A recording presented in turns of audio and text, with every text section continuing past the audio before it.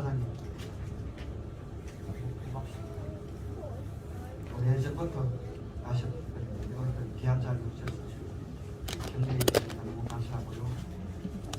내 인생 최고의 선물은 복음입니다. 복음 메시지 들고 여러분들 귀한 메시지 전하고 이한가 정도 사람이 할렐루야 하는 것입니다. 할렐루야.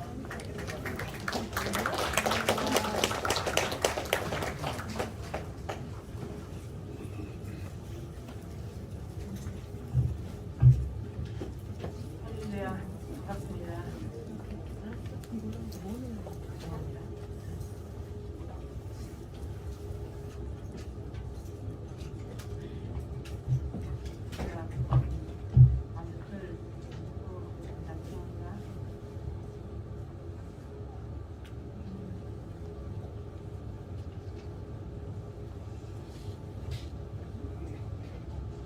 안녕하세요. 저는 2011년도에 한국교회에서 이사 온 살구미 이한나입니다. 반갑습니다. 반갑고 감사합니다. 이 자리를 제공해 주시고 이 자리에 소개하신 하나님께 감사드리며 하나님께 모든 영광 돌려드립니다. 네, 저는 오늘 우리 모든 향민 가정에 하나님의 평안이 임하길 기도하는 마음으로 내 인생에 찾아오신 하나님의 최고의 선물 교원의 은혜와 참 행복에 대해 말씀을 나누고자 합니다. 제 자신을 포함한 모든 사람들이 행복하고 기뻐합니다. 당연한 본능이기로 한듯 가능한 행복하게 기쁘게 오랜 시간 동안 잘 살고 싶어 하죠. 그래서 지금도 사람들은 행복하기 위해서 나름대로 최선을 다해 살고 있습니다. 네, 성경에 보면 사신대 때 실수로 사람을 죽이게 되어 살인한 것이 계기가 되어서 도망하게 되어 탈애국을 하게 되는 모세가 출애굽기에 나옵니다. 그는 광야에서 굉장히 외롭고 힘들고 고통스러운 시간을 지냈지만 그 광야 한복판에 있는 호렙산에서 하나님을 만난 이후 하나님의 말씀을 들으면서 정확한 복음을 듣고는 애국을 살리는 애국 선교사로 새로운 인생을 시작합니다. 하나님이 이 모세를 통해서 애국에서 빠져나온 사람들이 광야를 지나 가나안 땅에 가게 되는 인생의 여정이 출애굽기에 보면 나오죠. 네, 현재 국내에는 빛을 직관하여 호렙산에서 신을 벗고 새로운 인생을 시작했던 모세처럼 북한 사회의 언약을 붙잡고 북한을 위해 기도하는 사명장 또는 목회자들이 많이 시켜졌다고 들었습니다. 저 또한 그 중에 한 명으로서 하나님의 은혜로 기적적으로 하나님을 만나 오늘 제가 만난 복음을 심부름할 수 있음에 하나님께 너무나 감사드립니다. 애국에서 이스라엘 사람들은 애국을 다스리는 바로왕 밑에 어마어마한 고통 속에 노예 생활을 하면서 애국을 빠져나오지 못하고 굉장한 고통스러운 속에 있었습니다. 한마디로 노예가 된 것이죠. 이스라엘 백성들이 꿈에도 소원이 애국에서 빠져나오는 것이었고 노예에서 해방되는 것이었고 바로왕의 손에서 빠져나오는 것이었습니다. 출애굽이 꿈에도 소원이었죠. 그래서 하나님이 모세를 통해서 애국에서 떼내어 주겠습니다. 그런데 그날부터 행복이 시작됐을까요? 꿈에도 소원이 이루어졌는데 행복은 시작되지 않았습니다. 애국에서만 바로 왕에게서만 빠져나오면 노예 생활만 끝나면 끝난 줄 알았습니다. 출애굽이 아니고 영적 출애굽입니다.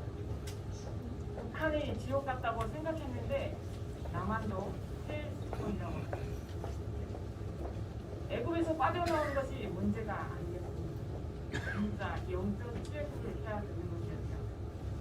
저는 끊임없이 조건 따라 환경 따라 사람 따라 살았습니다.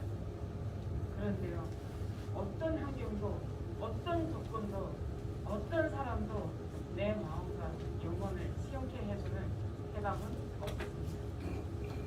영적인 문제에서 영적인 배경에서 빠져나오지 않으면 한국에 있어도 중국에 있어도 미국에 있어도 유럽에 있어도 똑같다는 것을 성경의 역사를 통해서 볼 수 있습니다. 성경 요한복음 14장 27절에는 이런 말씀이 기록되어 있습니다. 평안을 너희에게 주시노니 곧 나의 평안을 너희에게 주노라. 내가 너희에게 주는 것은 세상이 주는 것과 같지 아니하노라. 너희는 마음에 근심하지도 말고 두려워하지도 말라. 이스라엘 사람들은 간부의 인사말이 살롬이라는 단어를 사용합니다. 살롬이라는 말은 평안이라는 뜻이기도 합니다. 저와 여러분들은 과거에 북한에서 살던 이전보다 더 나은 환경에서 더 좋은 집에서 편안한 침대에서 편안한 소파에서 살고 있고 또 많은 정보와 지식을 가지고 있음에도 평안이 없는 것을 알고 있습니다. 왜 그럴까요? 왜 결혼을 하려고 합니까? 라고 물으면 저는 행복하려고 하고 둘이 함께 있을 때 행복하니까 라고 대답했던 것 같습니다. 이제 더 이상 저 지긋지긋한 삶에서 빠져나와서 한국에서 정말 사람다운, 인간다운, 여자다운 삶을 살고 싶습니다. 맞습니다. 행복해야 하고 모든 사람은 행복하고 싶어 합니다. 배운 적은 없지만 행복하고 싶은 것은 사람의 본능인 듯 싶습니다. 그리고 행복의 시작은 가정에서부터 시작이라는 걸 우리는 알고 있습니다. 쉽게 말해 아무리 내가 하고 싶은 일을 하고 건강하고 경제적 여유가 있어도 일을 마치고 집에 돌아왔는데 부모님이 너무 힘들어하시거나 가족들이 어려움을 당하고 있으면 그 보이지 않는 분위기와 정서가 나에게도 들어와서 나도 행복할 수가 없습니다. 부모님들은 더 그렇습니다. 자식이 어려움을 당하고 힘들어하면 그 어떤 것도 위로가 되지 않은 것은 전 세계 모든 부모님들이 공통점인 것 같습니다. 특별히 저와 여러분들은 오늘 같은 특별한 날, 또 설 명절 다가오면 가깝고도 멀어 보이는 그 북한에 두고 온 가족과 자녀들, 친척들을 생각하면서 엄청난 죄책감에 쌓여 행복하기보다 슬픔 가운데 눈물을 흘릴 정도로 고향을 그리워하기도 합니다. 저 또한 그렇게 생각합니다. 또한 많은 사람들이 신년 소원에는 우리 가족 안 아프고 행복하게 해주세요 라는 기도의 제목이 반드시 들어가죠. 그렇습니다. 우리 가족이 행복해야 합니다. 알고 있습니다. 노력도 합니다. 최선을 다합니다. 그런데 왜 행복하지 않을까요? 어떤 가정들은 분명히 사랑하는데 서로에게 너무나 큰 상처를 주고 남보다도 못한 사이가 되어서 돌이킬 수 없는 관계가 된 채 살아가기도 하죠. 어떤 부모님들이 자녀에게 상처 주고 싶은 부모님도 없고 어떤 자녀들도 부모님에게 실망을 안겨드리고 싶은 자녀는 없는데 왜 이렇게 행복하기가 어려울까요? 하나님이 말씀이라고 하는 이 성경, 예수님이 재림에 모든 것이 성취되었다고 하는 약속, 이 살아계신 하나님의 말씀에는 그렇지 않다. 원래 행복했고 행복할 수 있다 라고 기록되어 있습니다. 창세기 1장에 보면 하나님께서 이 땅에 창조하실 때 분명한 원리를 가지고 창조하셨음을 볼 수 있는데요. 물고기는 물속에, 나무는 땅속에, 새는 하늘에 날아야 행복한 존재로 창조하셨습니다. 이것은 그야말로 창조 원리이고 이 원리를 벗어나서는 행복할 수 없는 정도가 아니라 살아갈 수가 없습니다. 그러면 사람은 어떻게 살도록 창조되었을까요? 하나님은 사람을 자기 형상, 곧 하나님의 형상대로 창조하셨다고 합니다. 즉 인간은 영적인 존재로 영이신 하나님과 함께하고 하나님을 예배하여야만 참 행복과 참 자유, 참 평안을 누릴 수 있는 존재로 지으셨다는 것이죠. 그렇다면 가정은 더욱 그렇습니다. 하나님과 함께하는 두 사람이 만나 가정을 이룰 때 행복을 누릴 수 있도록 창조가 되었죠.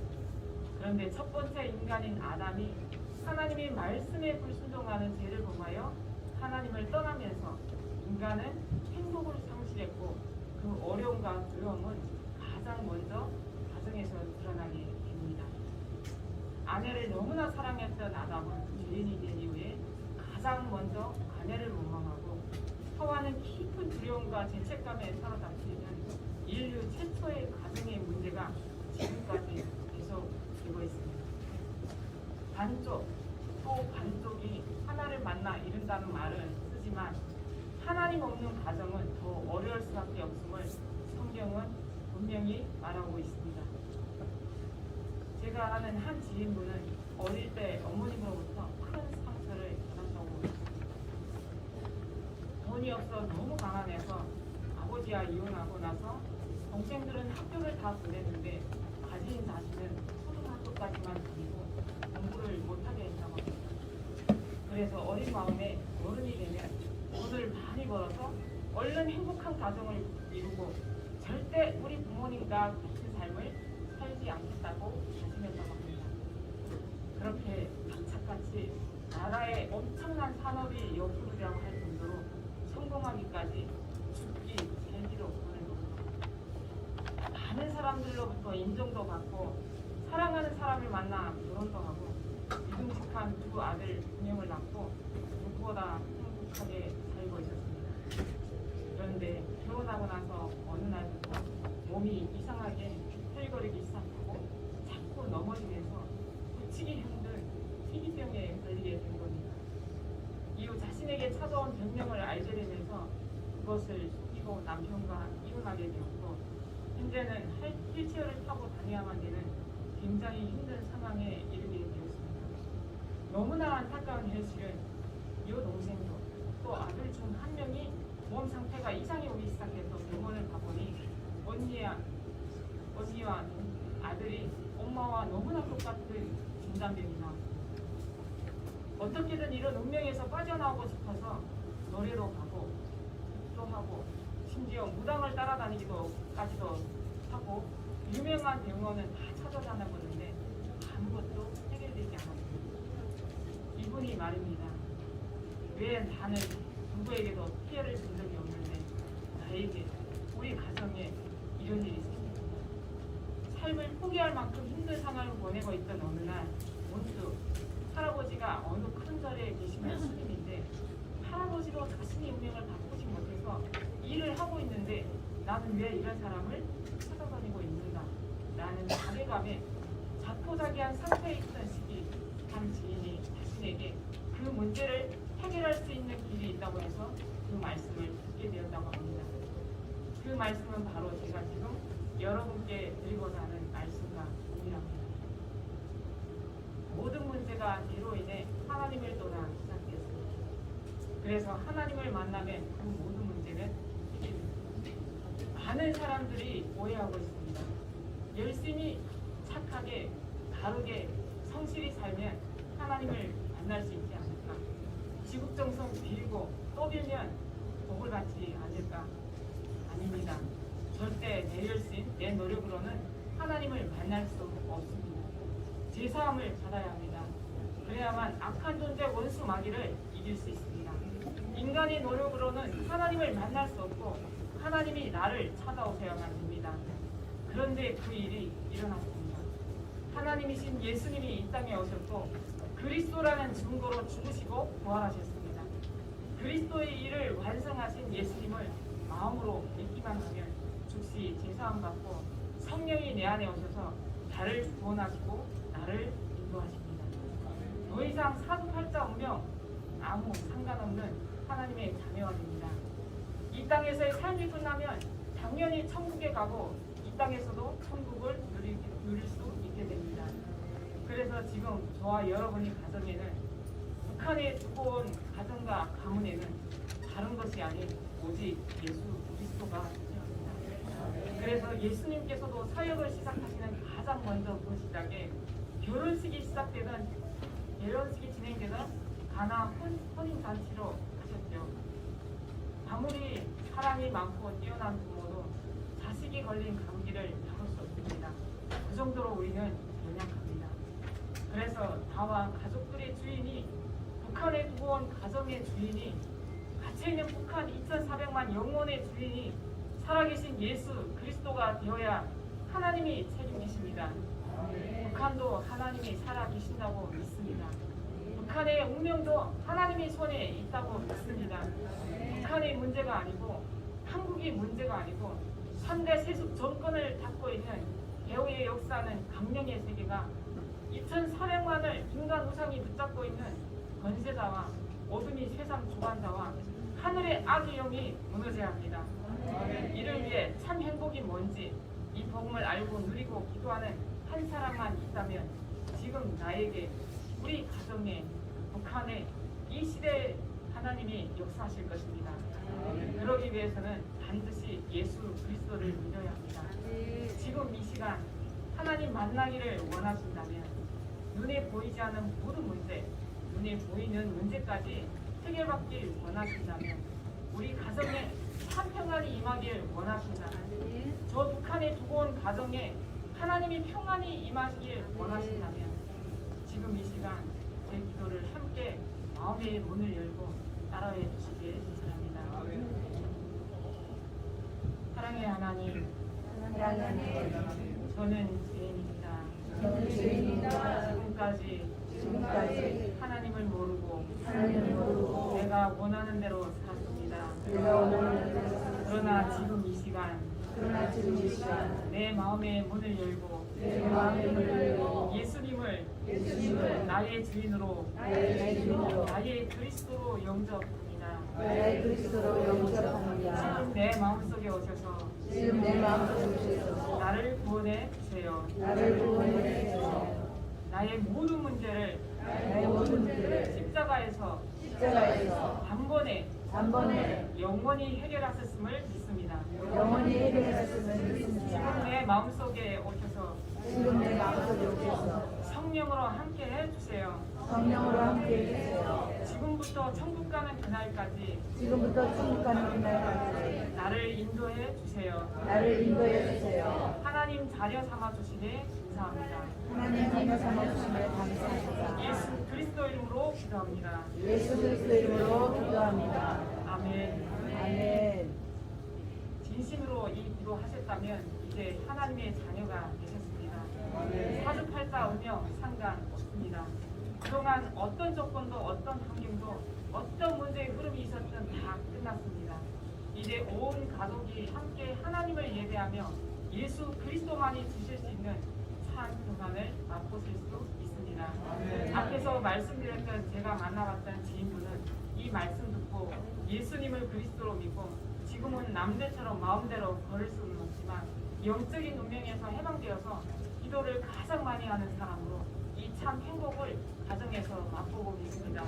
우리에게 북한이라는 나라는 상처이기도 하지만 인간의 아픔이기도 하지만 내 부지와 상관없이 찾아온 이 모든 문제를 통해서 특별히 다시는 돌아보고 싶지 않을 만큼 상처와 트라우마로 힘들었던 시간을 돌아보며 그것들이 얼마나 지긋지긋한 문제인지 뼛속 깊이 체험하고 찾아내려고 있는 것이 아닌지 생각해 보시길 바랍니다.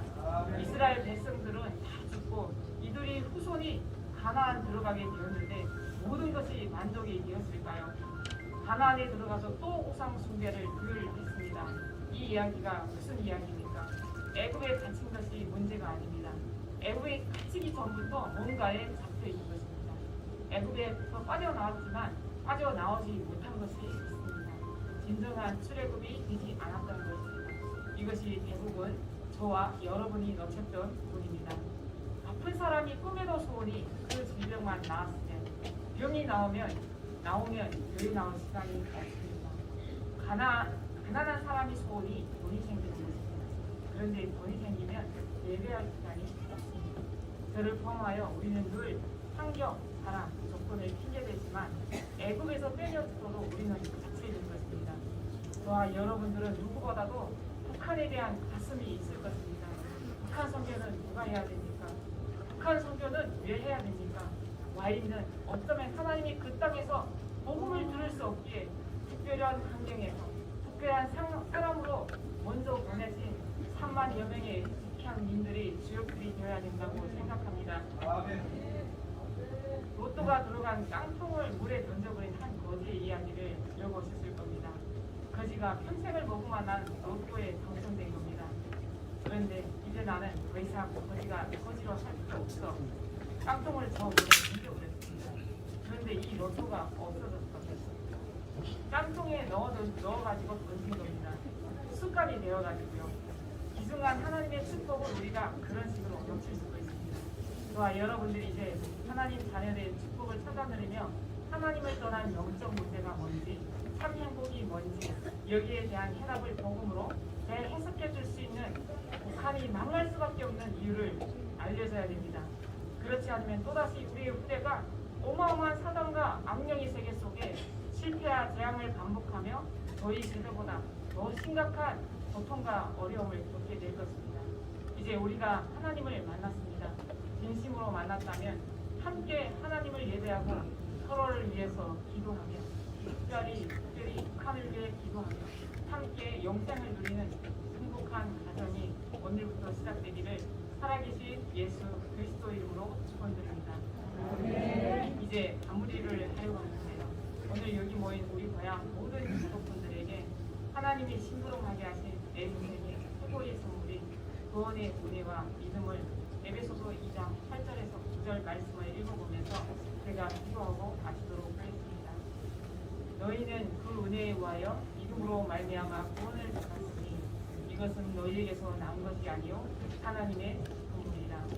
행위에서 난 것이 아니니 이는 누구든지 자랑하지 못하게 합니다. 기도하겠습니다.